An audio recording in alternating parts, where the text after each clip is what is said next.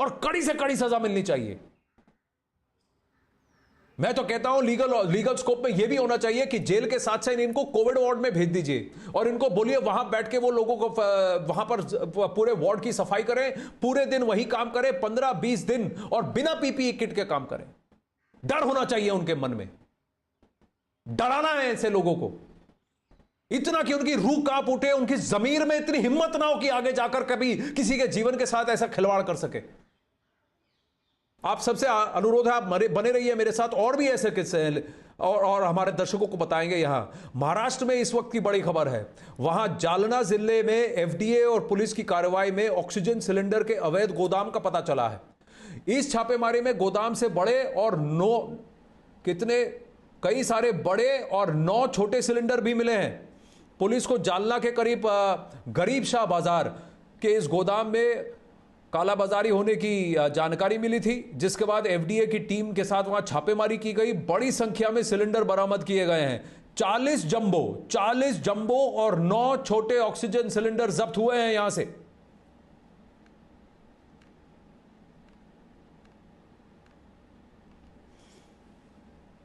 Oxygen cylinder की भी कालाबाजारी, और सिर्फ महाराष्ट्र में नहीं, बिहार के कटिहार जिले में पुलिस ने खुफिया जानकारी के बाद लोकमान्य तिलक एक्सप्रेस ट्रेन में छापेमारी की।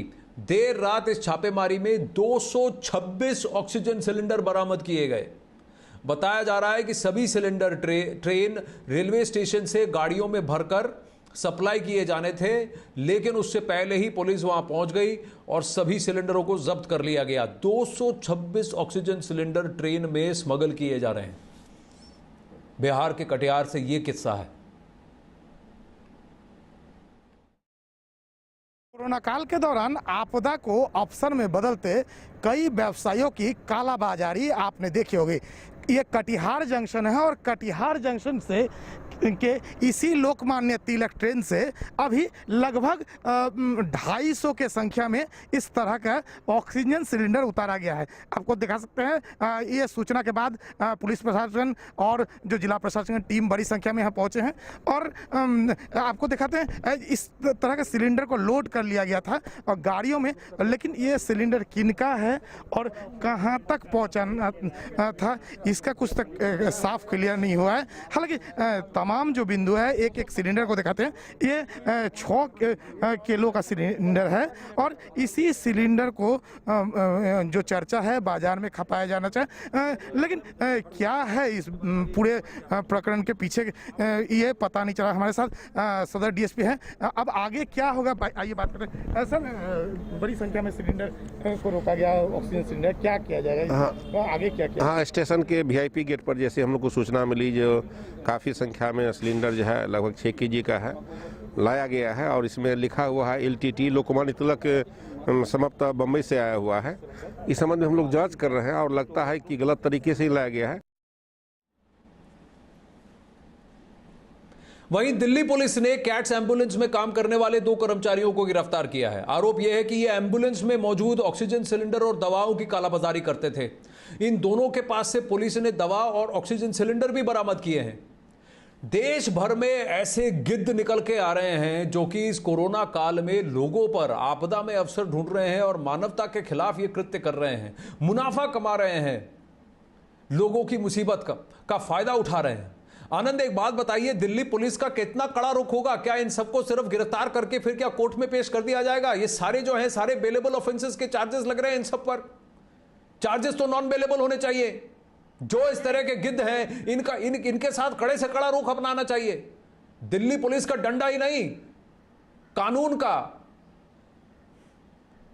का डंडा भी होना चाहिए, पड़ना चाहिए इन पर।